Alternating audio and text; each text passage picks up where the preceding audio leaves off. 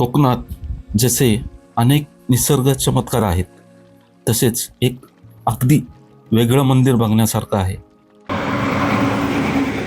संगमेश्वरपासून एक 6-7 किलोमीटरवर मुंबई गोवा महामार्गावर राजवाडी नावाचं गाव आहे. मुख्य रस्त्यापासून इथे जाण्यासाठी सुंदर अशी पाखाडी बांधून काढलेली आहे. असं वाटतं निसर्गात निवांत पहुडलेलं गाव आहे. आजूबाजूचा निसर्ग न्याहाळत आपण जमिनीतून येणाऱ्या गरम पाण्याच्या झऱ्याच्या कुंडाजवळ येऊन पोचतो. झऱ्याला कुंड बांधून बंदिस्त केलं आहे. इथे एकूण 2 कुंड आहेत. इथे तुम्हाला आंघोळ करायची असेल तर त्याची देखील सोय आहे.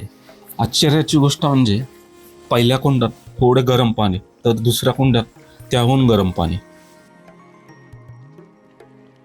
कुंडाच्या समोर एक फरसबंद रस्ता शेजारी असलेल्या एका कौलारू मंदिरात घेऊन जातो. प्रथमदर्शी एक साधेसुधे मंदिर आहे असे वाटते.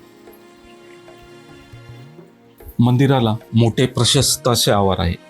चारी बाजूने याला तड बांधून बंदिस्त केलं आहे.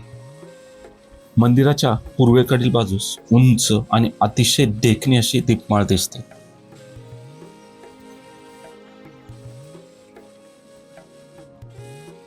दीपमाळ्याच्या समोर मंदिरात गेल्यावर एक प्रशस्त आणि मोकळा ढाकळा सभामंडप आहे. त्याच्या तिन्ही बाजूने बसायला कट्टे आहेत. पूर्ण सभामंडप आणि मंदिर लाकडी कोरीव कामाने सजवलेले आहे. आजपर्यंत अनेक मंदिरे पाहिली, त्यात हे खूपच वेगळे वाटले. लाकडावर, लाकडाच्या तुळयांवर, खांबांवर केलेली कलाकुसर, कोरीव काम आवर्जून पाहावं असं आहे. सभामंडपातून काही पायऱ्या चढून आपण दुसऱ्या मंडपात प्रवेश करतो. आजपर्यंत आपण कोकणात किंवा पूर्ण महाराष्ट्रात अनेक मंदिरं पाहिली असतील, पण हे राजवाडीतील एकमेव असं मंदिर आहे जिथे आपल्याला 2 गाभारे दिसतात.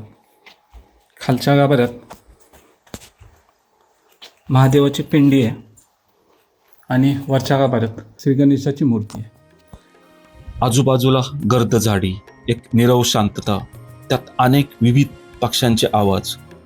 मंदिरासमोर देखणी दीपमाळ, शेजारीच गरम पाण्याचे कुंड. हा सगळा परिसर खरोखरच फार सुंदर आहे.